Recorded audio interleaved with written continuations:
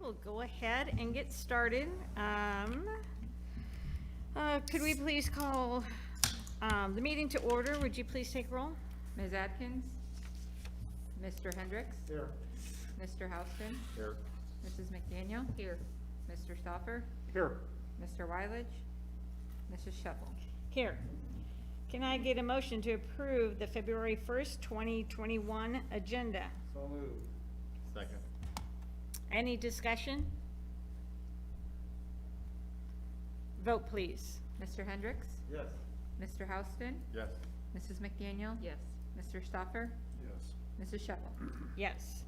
Commendation and good news. Dave, we have anything tonight?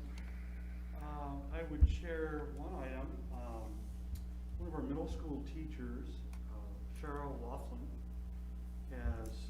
is a member of Iowa ASCD, which is a national, it's a state affiliate of the national ASCD. And she's written an article that was published in their second ASCD update, and I'll send you that link so you can take a peek at it. It's a very good article about coaching and the instructional coaching model that we're doing in these challenging times. Very, very good article. Thought I'd share that with you. Yeah, she did do a really good job. I didn't know she was doing that, and I guess it was Kim that shared it. Yeah. And I see Cheryl all the time when I'm at the middle school in the morning, but she just did an outstanding job of writing on that. Yes. Not a little paragraph piece either. It's in depth. It's quite an article. It's Yeah. very good. And the other thing I would say is that we lost a former board member recently, Zella Dugman, who passed away. It's too bad. And many of you know Zella, long-time Lewis Central person. She worked at the high school as the bookkeeper for 100 years. Back when I was here in school, she was the bookkeeper there. And then her family's been pillars in the district for a long time. What years of service on the board, Dave, do you, approximately? It would have been in the early 2000s. Okay. I think she served one term. I think so. Yeah. And that was 3 years back then. I don't think it was 4. Yeah, it didn't change to 4 until when I was in. Yeah. Yeah, so she had one 3-year term, I believe. That is too bad. Thank you for sharing that. Anyone else? Commendation and good news?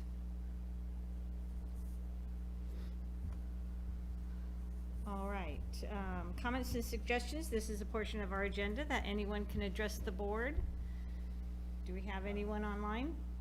That We have some online and none of the questions. No questions or comments? Okay. There'll be another time during our meeting that we can address that.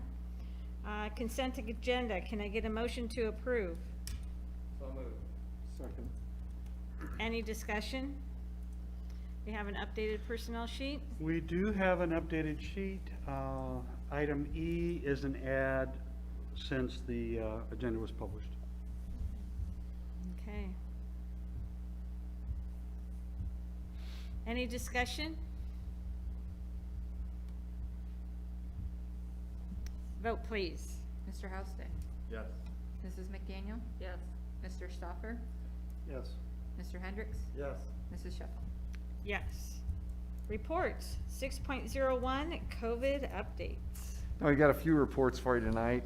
Probably the most interesting to get to what we have Dave sharing with you all tonight. But still wanted to do just my typical where we stand with the numbers, how are we doing. The trajectory is still very good. We've remained now for a couple of weeks consistently district-wide of a total of 5 or less, which is what the Iowa Public Health tells us to report. Don't get specific on numbers when we go less than that, so publicly we say 5 or less, but I can tell you that on some days it's been very less. That's good. I probably shouldn't have said that, but and the Potawatomi County numbers, again, trajectory has been very good. In fact, they just dropped this evening a little more. We've been hanging out in that 12% range. I think we started last week in the 13, but right now we're at 12.2, ending the day in 12.2. It started at 12.2, went up to 12.7. But to give you an overall glimpse, Iowa now has, you probably remember when I reported, one time I was reporting how many schools counties were, a couple that were over 40%. And then I got to a mark where I was saying there's only X number over 30%. Well, now, as I'm looking right now, there are 0 Iowa counties that are at or above 20%. And there are only 5 that are above 15%. So that trajectory is awesome. Now, those numbers would have scared the daylights out of us in August. Yeah. If we saw those and thought, oh my goodness. But considering where we've been, and the numbers of illnesses and such. Now, of course, we say all that, and we're still proud to knock on wood and celebrate that we've had 0 closures in our district for COVID related. We know we came up at least close to, in that red zone or breaking point, if you will, back in mid-November.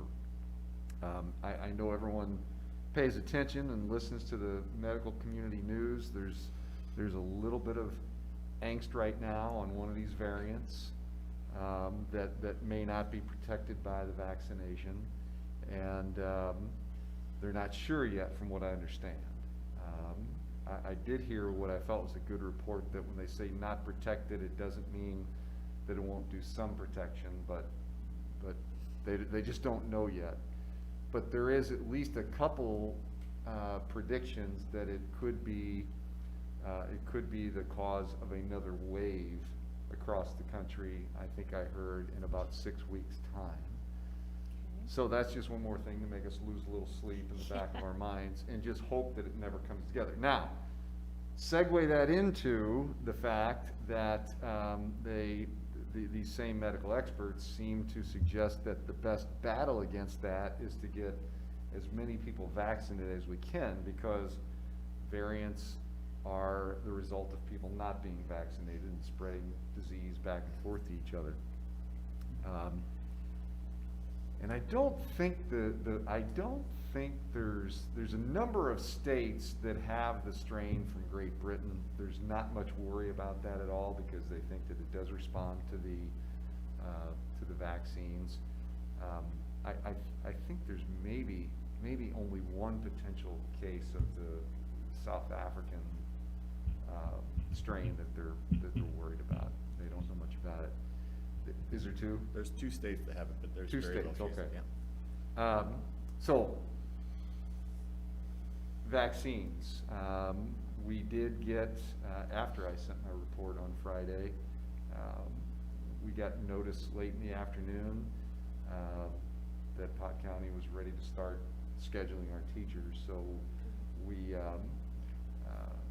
got an email together. We sent it out to our staff to jump on it, get signed up, and our first round of vaccines for staff are next Saturday at the Mac Center. And I haven't been able to get back everybody I talked to, except for one person.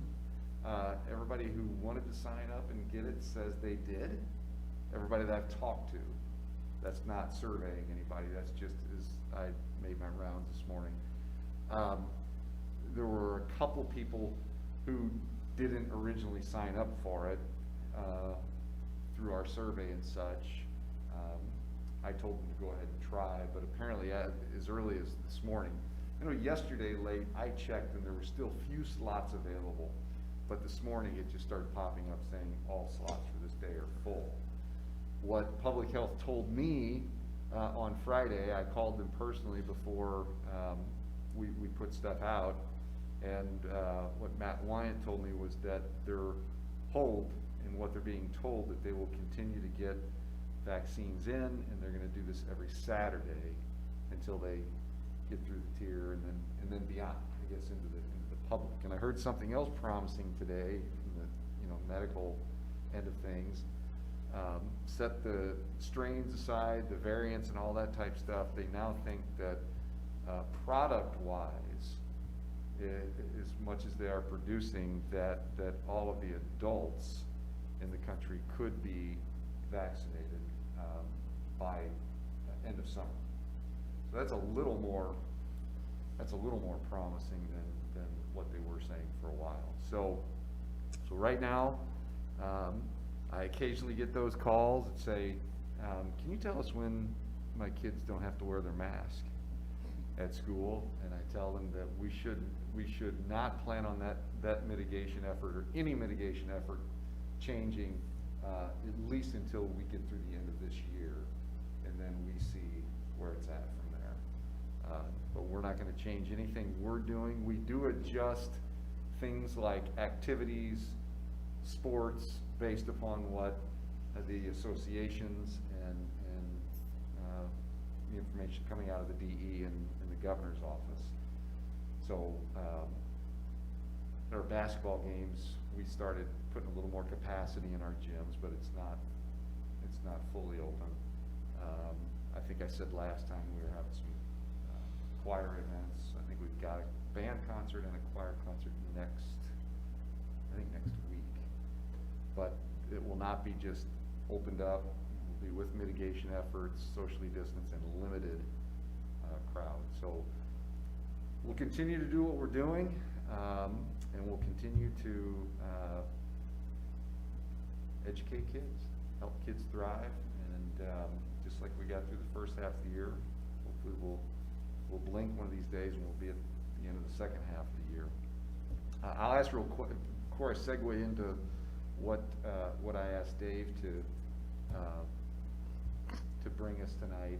Any questions just about the numbers or any of our mitigation efforts or the outlook or anything of the sort? They did say on the news tonight that I caught that there was some concern about a lot of email sharing, so a lot of people signed up that might not be eligible, so I mean, are we gonna be able to make sure we can continue to get staff and? Well, Bob, I had that worry Friday because as we sent that out, and I contacted Dave, and Dave real quick got a blast out because it wasn't specific to our district, but I thought, gosh, if I sit on this too long, and we don't, they're going to fill up because there's there's other school districts in Potawatomi County. So we got it out there, but I started thinking that very thing. I mean, what was to keep somebody from, forwarding that link on? Now, you do have to have your state ID, showing that you're, whether you're a driver's license or what have you. And I believe, they're at least leading me to believe that they want some kind of work ID proof. So I don't know if they're, how strict they're gonna be about that. But my barometer for that, even though I had that worry, was again, just asking a lot of questions today, and I encountered nobody that said, again, the two that, well, one said that the tablet that she uses at home wouldn't link through. And the other one, and she also admitted she had not signed our survey to say that she wanted it. That really didn't have a whole lot to do with anything. And somebody else said the same thing. Well, I didn't sign up because I didn't tell you I was going to, but now I want to, and I encourage both. Go on and try. But I haven't heard a lot of people saying, and I monitored it, I don't know, Dave, Andrew, I don't know if you did as well. I monitored it all day Saturday. And you could watch it, and you could get a certain time slot, and they'd get down, and it finally got to where it was like less than 10 spots. And Sunday it still said that in almost all the time slots, and then they started graying out some of the time slots. And then apparently, as far as I know, unless it was late last night, it wasn't until this morning until people were saying that it was saying no slots available on this day. So I kind of tend to believe that that there wasn't a lot of that. you know, because I think that it would have filled up a whole lot quicker. I think there was a pretty good honor system, if you will. And you know, based on some questions that I got back after we sent it out about addresses and such, I think people were pretty conscientious about what it was asking them to put in there, and their worry about, you know, the information they were putting in. So we'll see. But I had 0 emails today. Andrea, did you have any about, you know? We just had a couple that didn't have the opportunity to go in until today, and then they were just asking, you know, Yeah. what do we do now? Is there a second wave? And Yeah. so, Dave, did you hear from anybody else? I didn't hear from anybody. Yeah. And I have to say, it was very simple. Yeah. The process it worked flawlessly for me when I did it. Very That's simple. what I heard. It really was. It was really slick, and, you know, so I think that's a good indication. And for whatever it's worth, something we can be proud about. I didn't realize this until today, but there's a lot of states that are not putting education employees in this tier. So there's a lot of states that are feeling a lot of frustration from their education workers because they're not even on the map yet, so to speak. So we can feel good about that. Obviously, when I have superintendent meetings and even when we talk as a cabinet, and sometimes the conversations as we individually have with our principals, in the education world, the big concern has been how has all this, how did last year closing down, how did this year with just all that's going on, how has it impacted students and student achievement? So I asked Dave and all of his wisdom with our you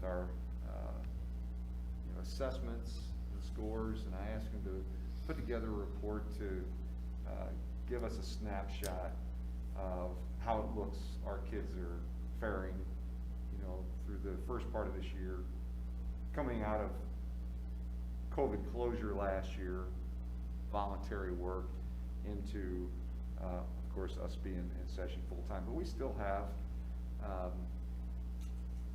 8% of our kids who are remote learners at home. So I'll turn it over to Dave. Okay, going to not spend a whole lot of time on this tonight.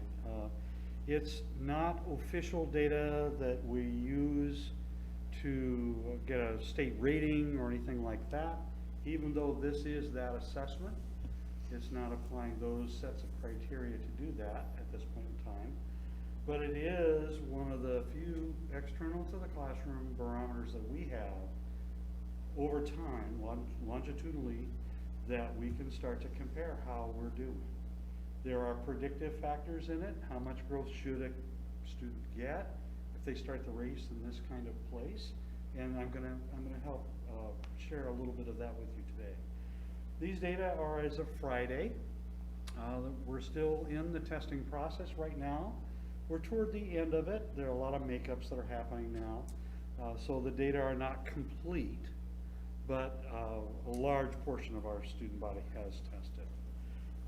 So just to give you a little frame of reference first, though, back in November, after all the fall testing was done, the state lead team for the Early Literacy Initiative met, and they were presented with data that was really quite alarming. You know, we did not have school in the last half of March, all of April, all of May. So a full 2.5 months with no school. And there's a lot of trepidation across the state about what did that really do for kids? Missing that much school, a third of the school year, what does that really do? And here are some very real data for you to think about. It's not the numbers that matter as much as the patterns. I've told you this before. This is kindergarten, first, second, and third grade information about kids reaching that 80% goal of above the line. The light blue line is fall of 19 now, I guess, is this past fall. And you notice the place where the kids in the state are starting the race is different this year in kindergarten first, second, and third. And this is state, this is across the state, right? It appears that the influence of missing that time at school has hit first graders pretty hard and second graders pretty hard. Kindergartens, you think about it, kindergartners started normally. I mean, many of them have preschool experiences, and so they miss some preschool, but a lot of kids start school in the fall as kindergartners anyway, and so the missing school factor wasn't part of what they included. They took this and also looked at it not just for the early literacy, but across through all of the grades over more than just 2 years. So this looks at the same data from 2015 fall to 2020 fall. And you notice the pattern was things were getting a little bit better over time. There were a couple of dips when a recalibration occurred, and then the pandemic occurred, and the influences are pretty significant. So is there a learning deficit that kids are starting the school year with? Yes, there is, and we saw similar patterns. I'll show you here in a little bit. We see similar kinds of patterns in our data. There are some things we should feel good about. Schools, even though we had remote learners at home, a lot more at the beginning of the year than even now, we were still able to screen them. Schools across the state did a pretty good job of trying to figure out ways to screen kids, to bringing them in special just to do the testing, reaching out to families, being very, very flexible. So we do have some data, which is powerful. We saw growth, system-wide growth at or above benchmark through last year, and that was really pretty good news across the state. This year is the anomaly. Another slide that I did not include examines the same data by gender and socioeconomic status and racial makeup and all those kinds of IP, etc. And what they found was that the learning deficit didn't seem to hit, this was a surprise to me, it didn't seem to hit the learning achievement gaps in different kinds of ways. I would have expected, to be honest, that a low socioeconomic kid would be impacted in a stronger fashion, or a learning disability kid would be impacted in a stronger fashion than a TAG kid or a normally achieving student. And what they found was that was not really the case. The deficit seemed to impact everyone in similar kinds of patterns, which is good news. Another important thing to remember is that even though deficits exist, it's not like we're living in a vacuum, we don't know how to solve this problem. Here at Lewis Central especially, we've had a mantra now for 15 years. More than a year's worth of growth is our goal for every kid. So we're used to a growth model, and we're used to trying to accelerate growth over time. So it's not like something brand new and foreign to the way we're trying to think about our data. So there's some context for you. Now, some things to also remember that we don't want them just to make a year's worth of growth in a year. We have to do more than make up for this lost time in order to get kids positioned to succeed, right? And it's not just about reading and math. Our problem is not a reading and math problem, even though the assessments we're looking at today are reading and math kinds of data. It's so much more than that. It's about social, emotional well-being. It's about creativity. It's about decision making. It's about all the kinds of things that we want schools to be about. about the comprehensive approach to education for kids. So even though we're looking at reading and math data today, please realize we're working on so much more in our schools today. We have retooled and refocused our energies around social emotional learning in really powerful ways, much more significantly than we would have without the pandemic. I'm only focusing on growth tonight. There are some triangle charts in here that look to proficiency tiers. We'll talk about those just a little bit, but more in terms of, are we moving kids from a tier 1 or tier 3 level of need to a tier 2 level of need, or from a tier 2 level of need to a tier 1 universal level of need. Not so much are they above a bar or below a bar and all those kinds of things. It's going to be more about growth tonight. Some definitions for you. What I chose to use were the reports right out of the iReady product. So none of these charts are charts that I created. They're only charts that I pulled out of the reporting that we have available to us, right? They use an end of the year bar to categorize color. And I like that. It basically says, you know what, you're probably not at risk if you're at the end of the year scoring as if you were in the middle of the year or higher. But if you're scoring at the beginning of the year and it's at the end of the year, maybe we need to consider you know, what's going on with you. Or if you're in the prior school year's achievement level, then maybe you are at risk and we need to do more diagnostics. Or if you're in the year before that, it turns red, and maybe that's more reason for some more significant intervention on our part to help you grow more quickly. Okay? These are also not the state's cut scores. They are iReady's cut scores. They are not the state's cut scores. I know I could go into more on that later.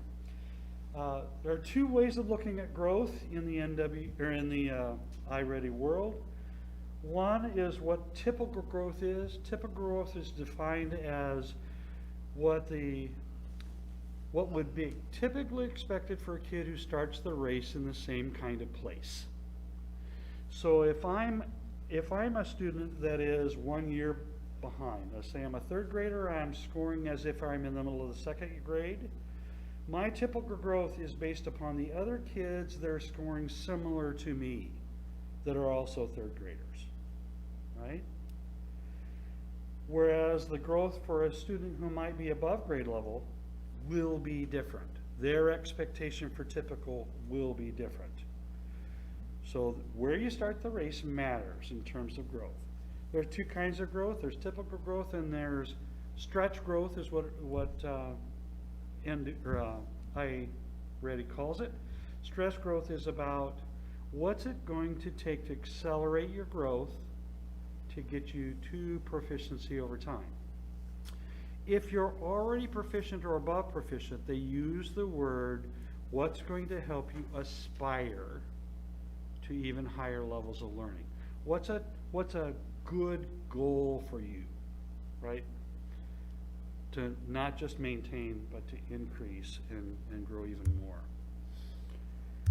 So here are some of our data. This is a look at district-wide. So you take all of the students in the system and look at their growth over time. First, I would like you to think about this chart here, if I can figure out how to do it.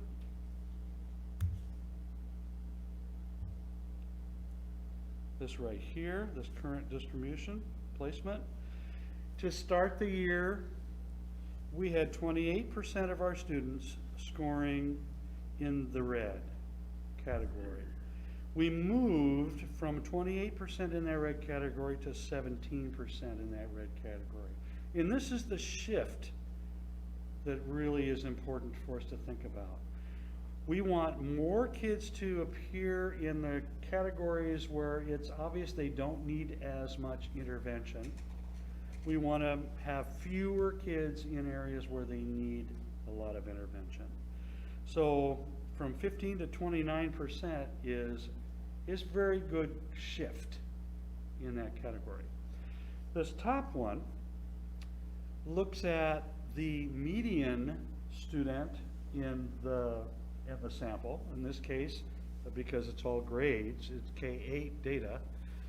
The middle kid in the overall growth, and how are they doing compared to typical growth?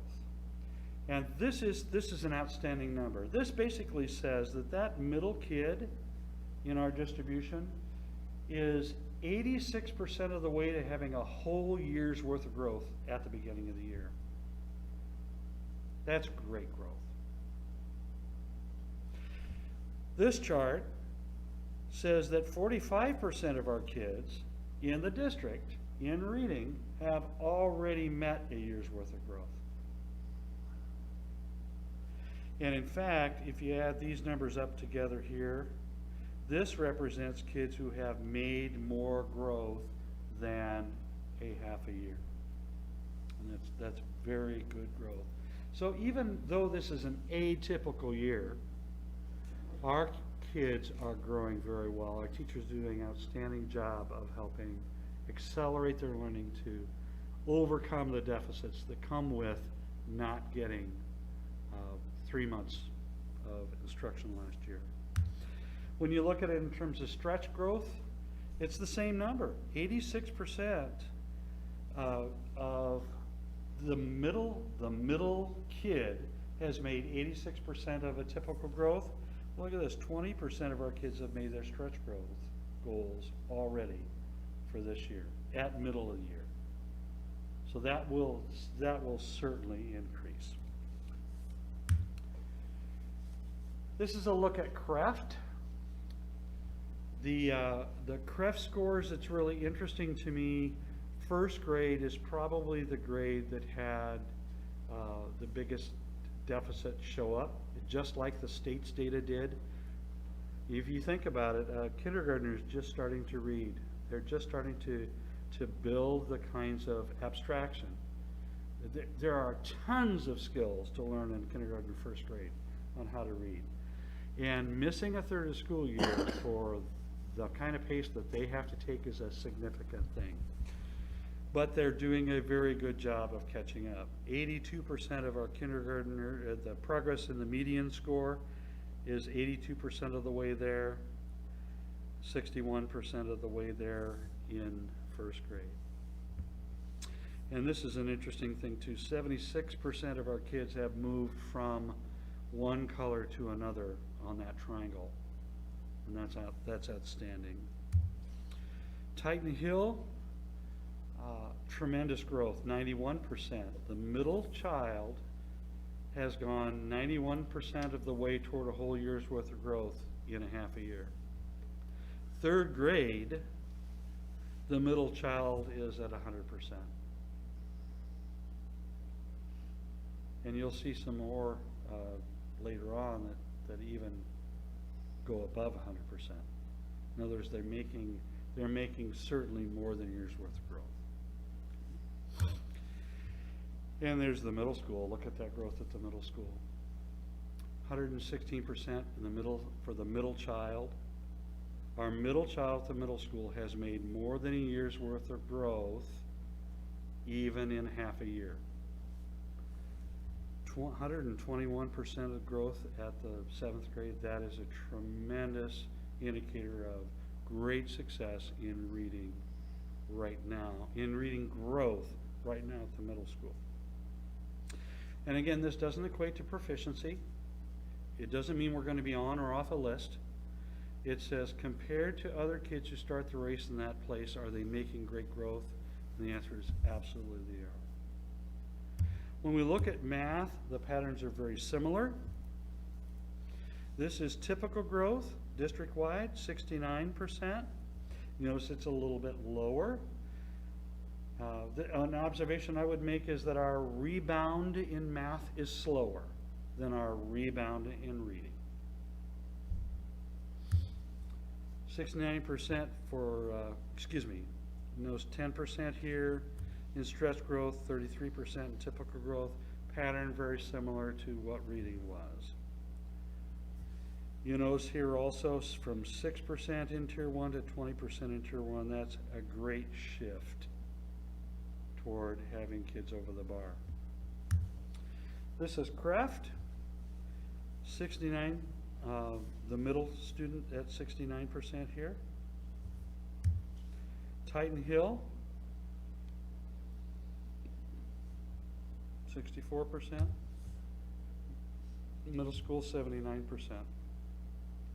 Anything over 50% for the middle student means that we're accelerating growth beyond what the typical for that category would be. So some highlights for you.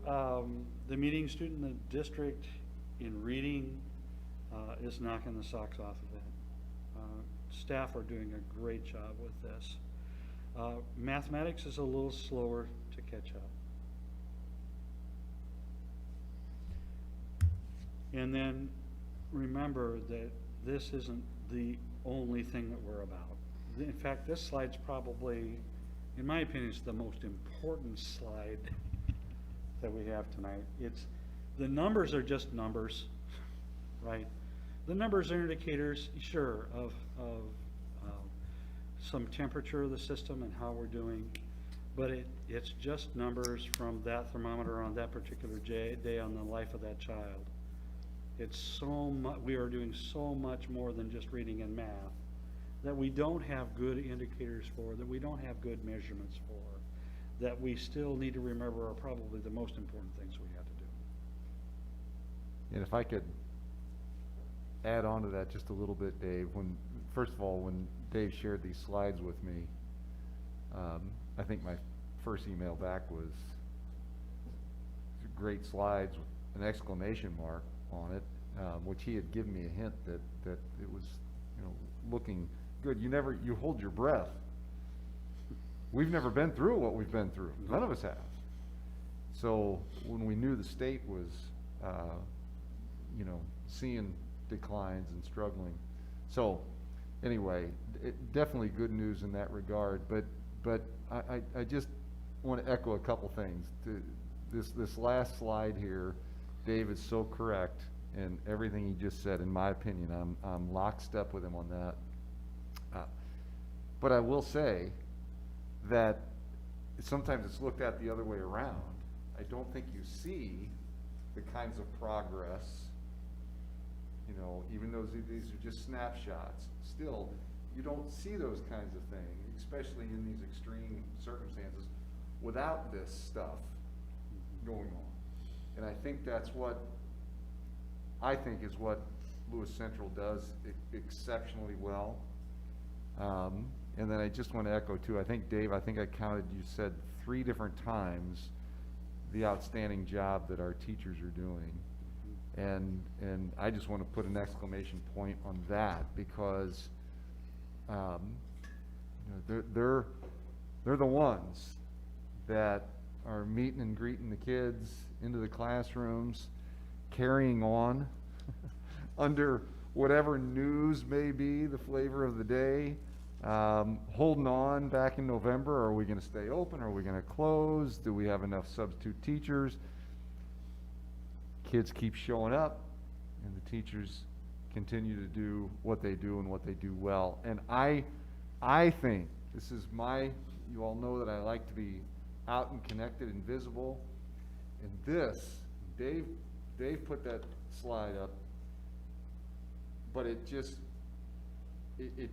rings through to everything in my mind and my heart and my soul of what the important stuff of what we really do, and it's all of us, and we should, teachers, counselors, the social workers that we have, interventionists, all, our coaches, they are all doing the things to keep kids connected, and socially and emotionally in a good position. So it's just, it should be, I hope, for you all as much as it is us, a feel-good moment to see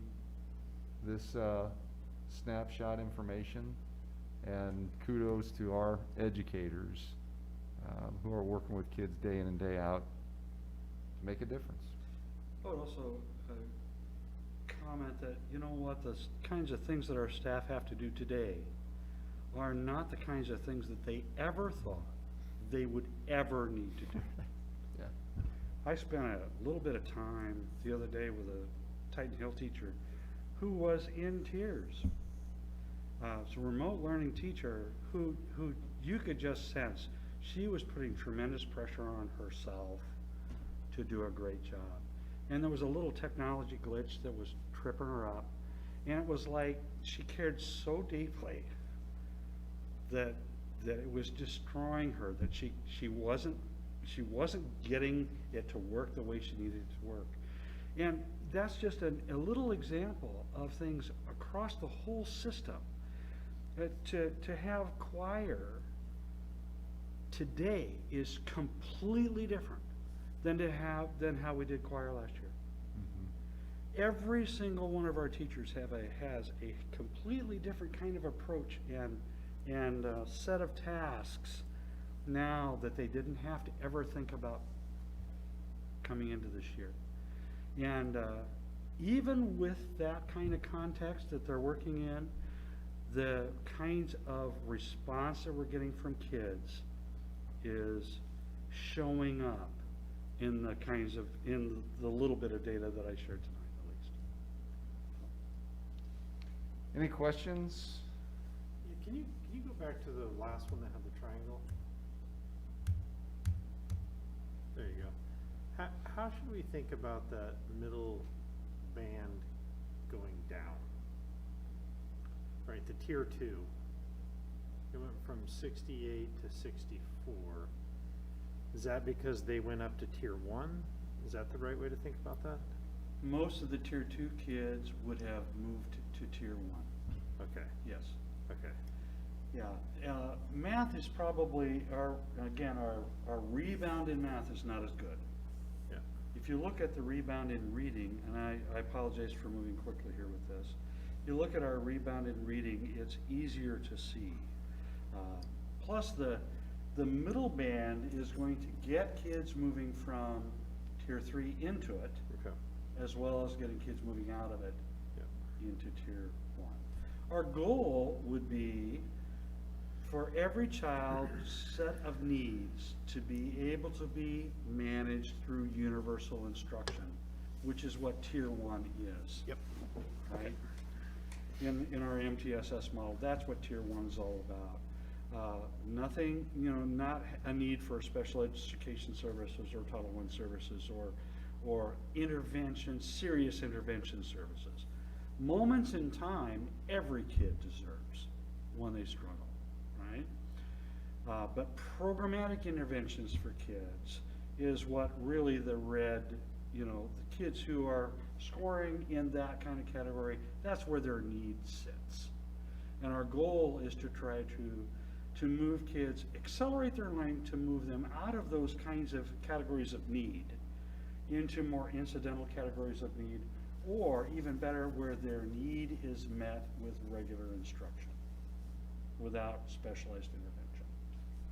And Brian, when I look at that to think where your mind was going, I always want to focus here on if our tier 1, if that number's increasing, and the tier 3, that number's decreasing, that's going to tell us where tier 2 is going, versus that would not be good if it was suggesting they were going the other way, because tier 3. Yeah, on was this one you increasing. basically flip the at-risk to tier 1. Yeah. Okay. And the ideal would be for us to have 80% in the green category, 17% or thereabouts in the yellow category, and 3%, 3 to 5% in the red category. That would be in an ideal world. This is not an ideal world right now. And in fact, this assessment is a challenging assessment. These bars are pretty high to begin with. So, will we ever see data that compares district data to the exact same state data? Yes, we will. It's gonna be a few weeks before the state's ready for that. We found a serious error in the way that the state was calculating the thresholds with iReady for cut scores to have designations. About 3 weeks ago, I brought this up to the State Department. We have begun the conversation and they have agreed that the cut scores are incorrect. And they're working right now with the psychometricians at iReady to redo the cut scores. They were using the end of year cut score for the beginning of the year identification, right? And so those numbers, these numbers here, for any school that uses iReady, those are exacerbated, right? Because you're gonna have a lot more below the bar if you use at what the expectation should be at the end of the year while at the beginning of the year, right? So the last I had talked with Connor Hood, he said it would be a couple of weeks, and then what they're going to do is go back and fix our data from the past as well.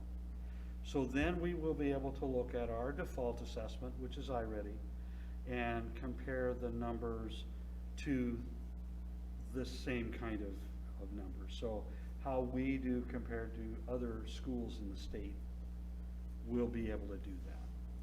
Right now, we really can't because the bars are so different. The data is messed up, and they recognize that. So they're working on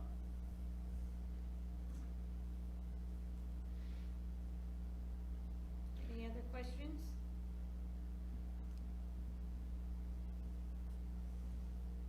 All right, thank you very much. Thanks, Dave.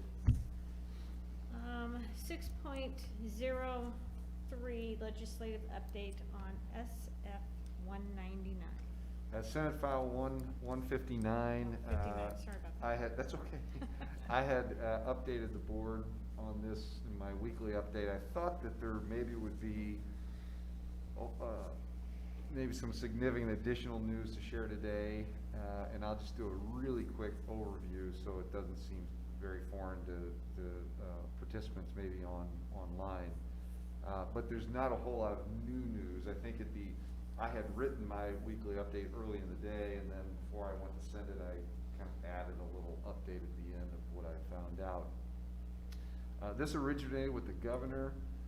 There's a lot of speculation. I've actually been playing phone tag with the governor's office with her education advisor, and we are set to talk either tomorrow or Wednesday. But this originated with concerns over the pandemic, and specifically concerns over the pandemic in some of the larger districts that stayed closed. And you may recall that in the summer we were pretty much ordered to open our schools back up. Some of the districts did not do that. Additionally, some of the districts, I think there's 5 in the state, they have diversity plans with their open enrollment, which means it's more of a desegregation program than it is just open enrollment like we have. The idea of what they don't want in the urban districts, I think this is the reason why it was set this way, and it's been this way around the country in a lot of places. They don't want, the upper tier of families, the more affluent families who can afford to travel their children outside of the urban centers, and or sometimes you have what's called white flight, because the more affluent families tend to depart the inner city schools, and then it leaves them struggling more, plus the funds go with them. So there was a lot of frustration from parents who wanted their children in school in some of these districts, but had no option. Wanted to go open enrollment, had no option. So they were hitting a brick wall. And I think that the intent, I'm not trying to speak for the governor, but I think the intent and the governor's frustration was to come to some aid of these families to ensure that that doesn't happen anymore. So you had one bill that did pass, it's Senate File 160, and I think there's pros and cons to it. The con, to me, is that it takes away local control. It does not give you as a local board the ability to make decisions about the learning model that our school is in for the remainder of this year. It does expire, Senate File 160, at the end of the year, but it basically says that every school in the state has to give parents an option for in-person learning. We already do that. It doesn't really impact us. There are some avenues, like there already were. Let's say our trajectory shifts and we end up in another November situation or worse. We can make application for remote learning. So that doesn't really affect us too much, which is why I wasn't reporting a whole lot on it. But that was part of that as well. Senate File 159, and I say this, I want to be very, very clear for anyone listening, and the board may recall when I was interviewed, I talked about being an advocate for public education. I don't view it as a political mindset. I view it as an advocate for public education. It's how I approach these things. I think that you all hire me to advocate for our children in our schools. So that's the stance I take on this. Senate File 159, I think is an attempt, an overreach to supposedly give more choice to parents. It's a voucher program. It is opening the state back up to bring in charter schools, and there's all kinds of provisions. There's little bitty pieces in here that are bad for public schools, in not only my opinion, the opinion of a lot of parents and a lot of public educators.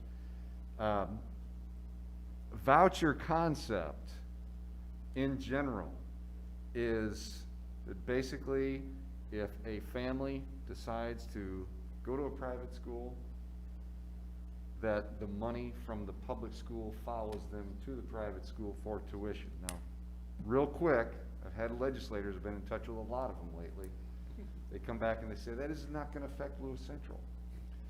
And there's some legitimacy to that specific statement, okay? But vouchers are a slippery slope, because any attorney that would be sitting in this room would tell you that the minute suddenly one family in a private school or one family in this private school in this region can get their tuition covered through public dollars, but this family can't. It's one lawsuit away or one other piece of legislation away from the whole thing collapsing. And it could very, very much affect a school like Lewis Central. So it's not that we have anything against the option of private schools. What I know of the private schools in the state of Iowa, they seem to be high achieving and very, very good options for parents, oftentimes with the religious component. But to depart public funds from public schools to afford the tuition in private schools is, as I have said in my letter I shared with you, which now has been received by every single senator and every single member of the House and the governor's office, is that I don't think it's fair for parents. You ask any parent, do you think you should have a choice whether you're, a lot of parents are going to say, yeah, that would be a nice choice to have. I may not use it, but a nice choice to have. But that's a disingenuous conversation, because what you're not saying to a parent is, but hey, even though you may not use that and you may like that choice, while you don't use it, are you okay with your school sending public dollars over to fund the tuition of a private school? Very, very few parents of public school children are going to, when they understand that, say, yes, that's a good thing. And while there were a lot of complaints coming out of those districts we talked of earlier because their children had no choice for in-person learning, we have to keep in mind that, and I've seen different numbers, but I think the lowest number I've seen is that 92% of students in Iowa go to public schools. And even though some of them may take the option of a private school if they had funding to shift with them, it's not going to take that down to be the majority.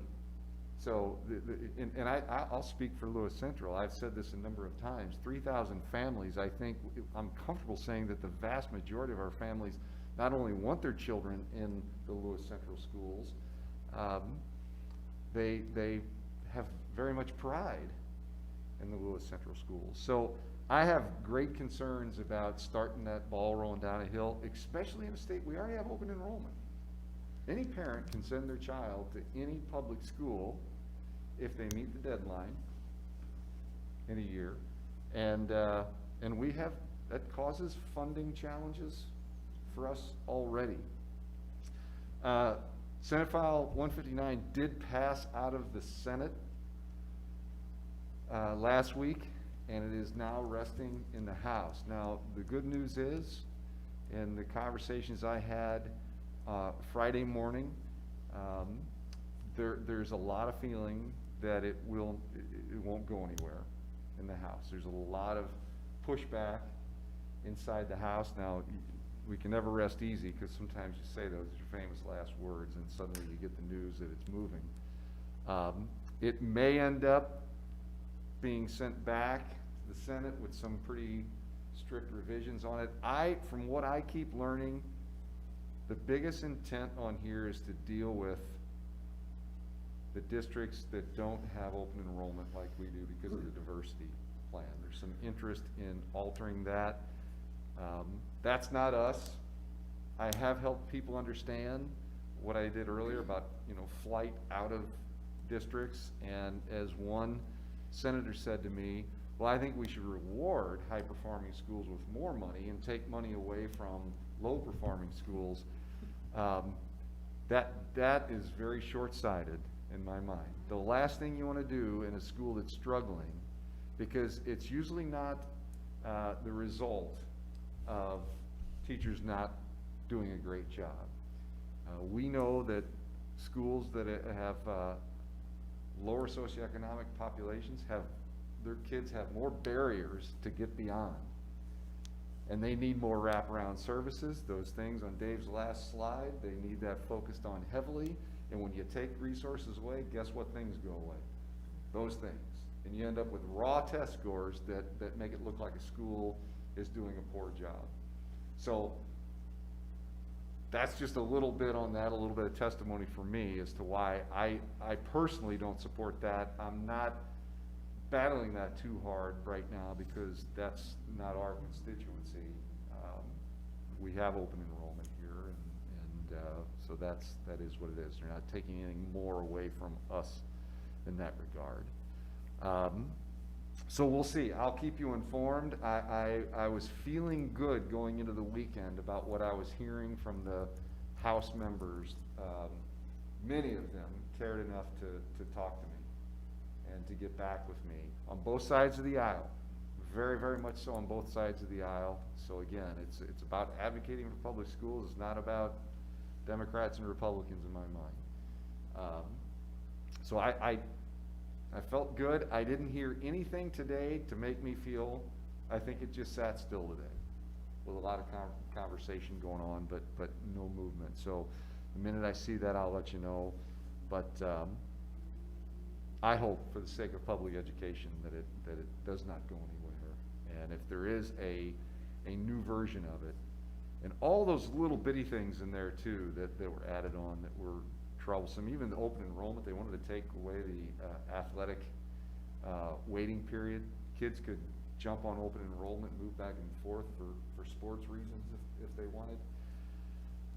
Just all those kinds of things. I don't think any of them stand a chance, so if some version of this went through, I just hope it's a version that doesn't actually have voucher language in it and doesn't have charter language.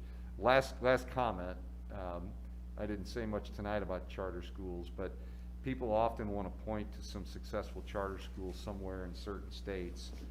The vast majority of charter schools in our country have underperformed, have failed, and ultimately closed.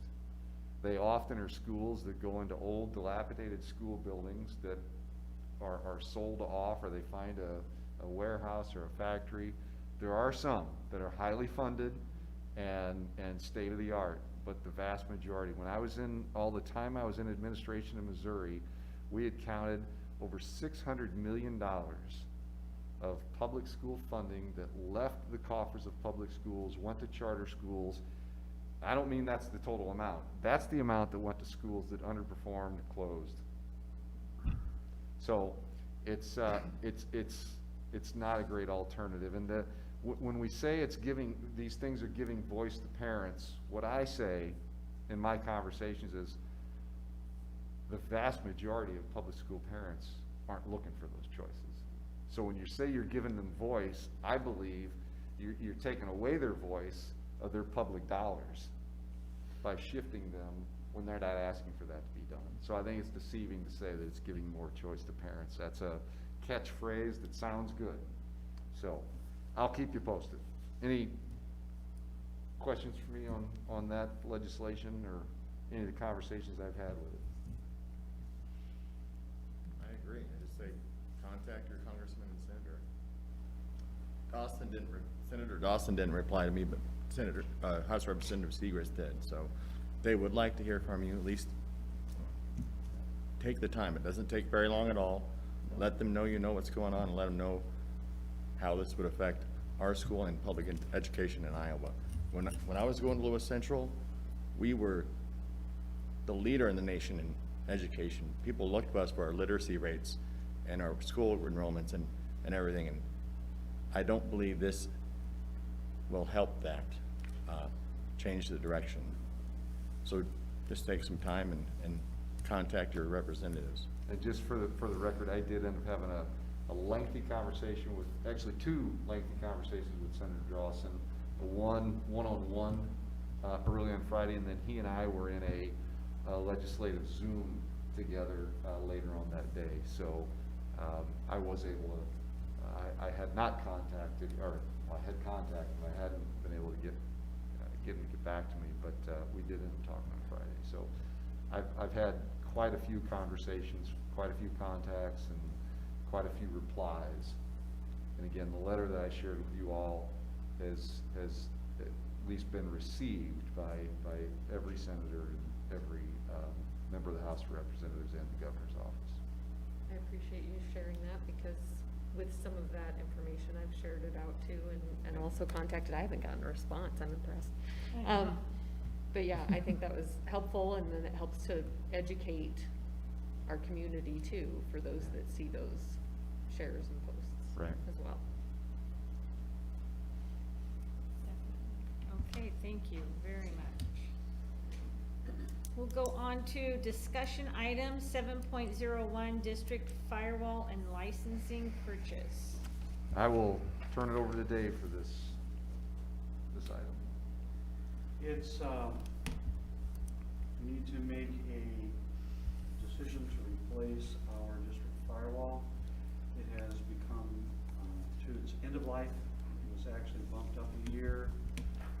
We didn't expect this to happen until next year, so we had it originally on an E-rate plan for this summer, but that's no longer the case. We did considerable research, Chris Evangelisti and I, on various firewall platforms, and have landed on one that is one of the lesser expensive firewall platforms, but we believe that it will satisfactorily meet our needs for the next 5 years or so. It's a Meraki firewall. Cisco purchased Meraki a few years back, and so it's Cisco Meraki.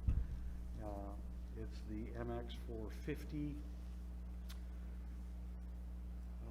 The Meraki licensing structure is one where, as long as you have the device licensed, it will operate. When the license expires, the device will no longer operate. It's a different kind of a model than what we've been going on in the past, but we're comfortable with it. We think that for the life of the item, it's going to be the right direction to go. We sent the request for quotation then to several vendors. We received back actual quotes from 2 of them. From IP Pathways, which we have used for several projects here in the district at the network infrastructure level. We trust them. And the other is Rhino Networks out of Asheville, North Carolina.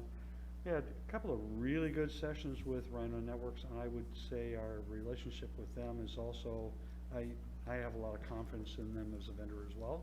They were a new vendor for us, so it was good to get some new blood into that piece. The total cost is at most $28,723.05, because the model that we're going to use for the installation and configuration will end up probably being a time and materials implementation instead of an SOU contracted service. We talked to IP Pathways about that the other day. It'll cost us a little bit more per hour, but we don't believe we need all those hours.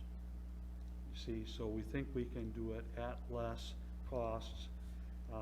At that same time, getting training for Chris on the configuration and operation of the device at that same time while it's being configured. So the $8,560 firewall installation is an estimate at this point in time. So recommendation would be not to exceed that total amount and go with the IP Pathways proposal.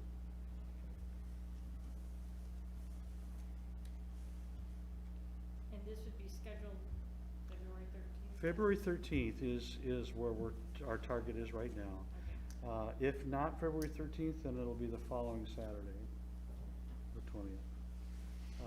The goal is to get the device in the rack as soon as possible, get it connected to the network, and so that the installation process, the configuration processes can begin. While we have the old firewall still operating, we can't shut the district down to do this. The estimate right now, Rhino's estimate was 50 hours plus the 4 hours on the Saturday. So I mean, it's a considerable process. You know.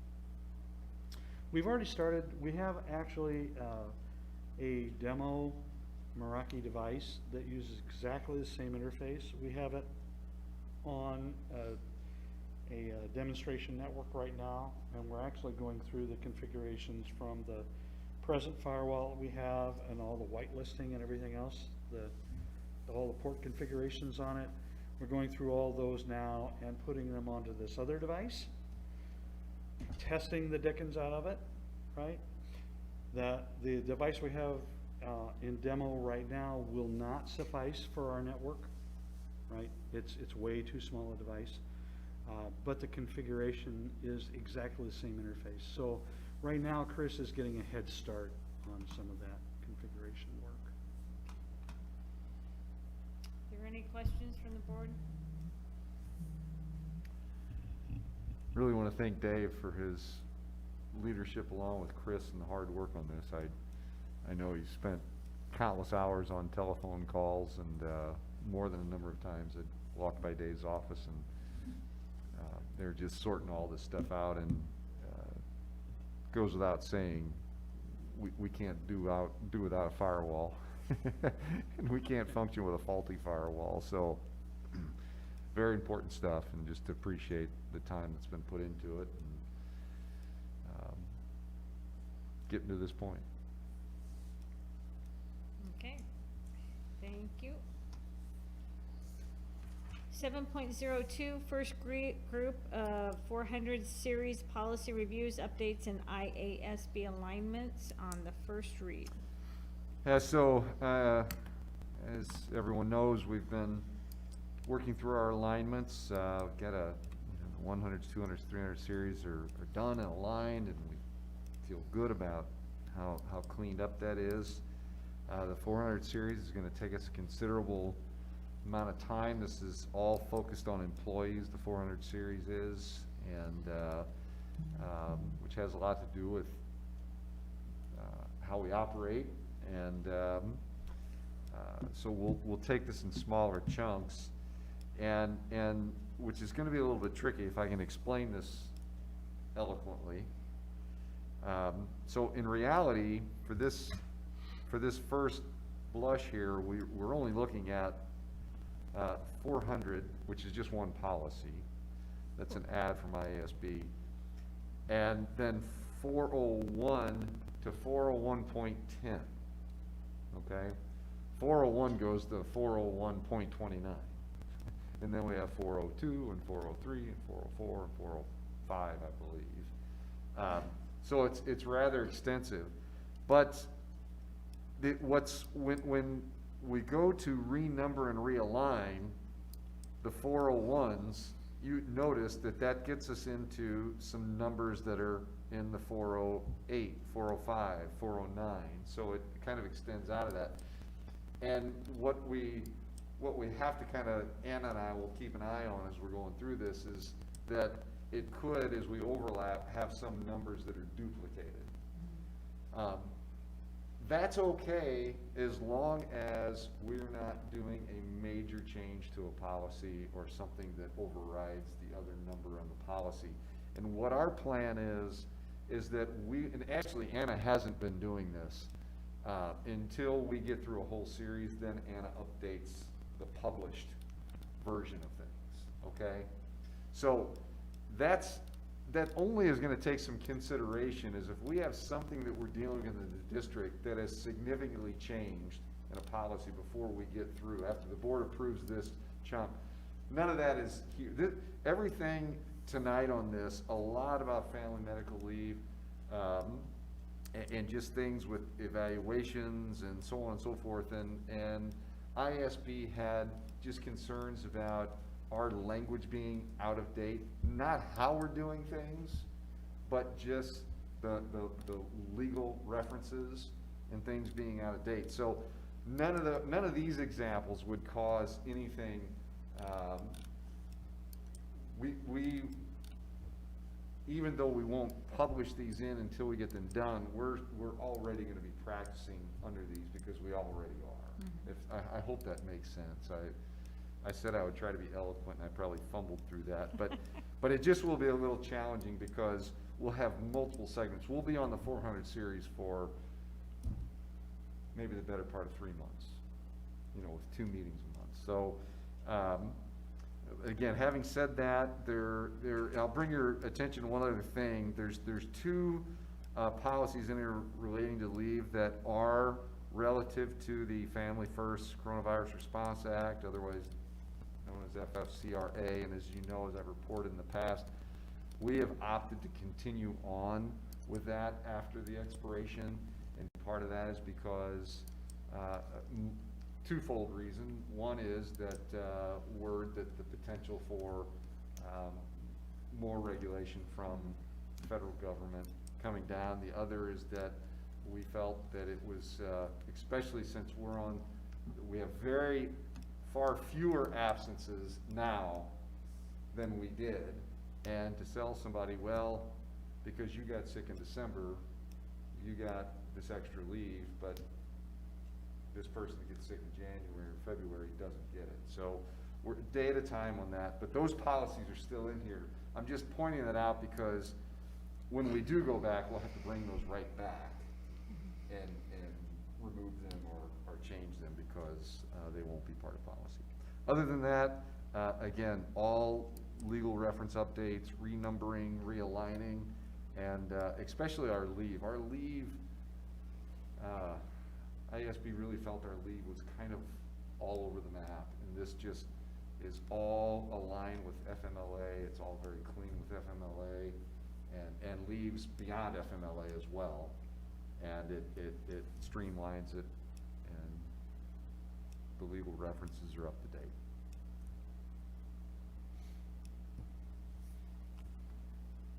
You did have one in here, the 409.2, where you have something highlighted. I didn't know if that was something, in yellow. The employee leaves of absence? Yes.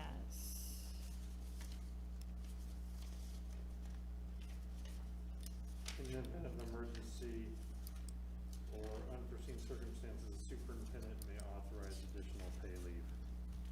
Right, and that was highlighted. I just wanted to know, I'm not remembering the highlight, to be honest with you, so let me, okay. It's on the screen. Oh, you got it right there.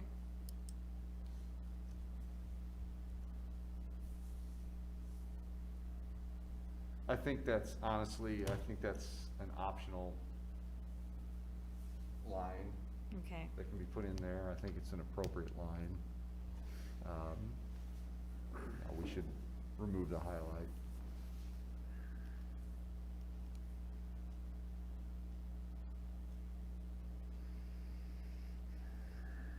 That's consistent with our master contract, which is, I sent these to Andrea for her and Jenny to look through to make sure that there wasn't anything that got us out of whack with our current,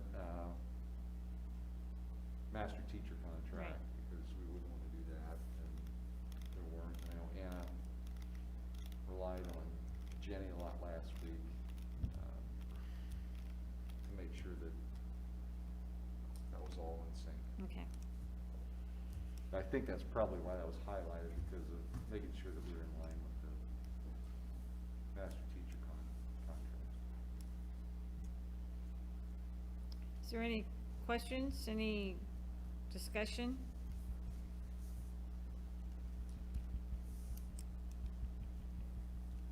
Everyone okay with it on the first read?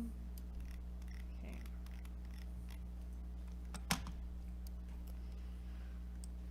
All right, comments and suggestions from the audience. This is the second time during our agenda that people that are online or in person can address the board. Do we have anyone with any comments? All right, thank you. We'll go on to action items. 9.01, district firewall and licensing purchase. Madam Chairman, Mr. Hendricks. I'd like to make a motion to approve the firewall systems purchase from IP Pathways not to exceed the amount of $28,723.05 as presented. We have a second. Any discussion? Vote, please. Mrs. McDaniel? Yes. Mr. Stopper? Yes. Mr. Hendricks? Yes. Mr. Houston? Yes. Mrs. Shuffle? Yes. 9.02, first group 400 series policy reviews, updates, and IASB alignments on the first read. Madam Chairwoman. Mr. Hendricks. I'd like to make a motion to approve the presented policies included in the 400 and 401 through 401.10, 405, 408, 409, 411, and the 413 series, and all accompanying regulations and exhibits on this first reading. Second. Any discussion? Vote, please. Mr. Stopper? Yes. Mr. Hendricks? Yes. Mr. Houston? Yes. Mrs. McDaniel? Yes. Mrs. Shuffle? Yes. Items of interest, future board meetings. We'll have a regular board meeting in 2 weeks on February 15th, 2021 at 6:30. Anything else? I probably should have mentioned early on in the commendations and good news would be a good time to mention School Counselor Week. Oh. And just, I think, in mentioning the performance of our educators, I think I threw in how important our counselors are and the work, especially again to that last slide that Dave had up there. Absolutely. But we do have, I think you all know this, but we do have phenomenal counselors in our district, and they're deserving of every opportunity to lift them up and to thank them for the connections they make, and they deal with everything from sometimes discipline to the social emotional heaviness, and their days have been full, for sure. So just a thank you and recognition for their work. Definitely. Thank you. All right, can I get a motion to adjourn? So moved. Second. All in favor, say aye. Aye. Opposed? I guess you can stay, but I think we're gonna.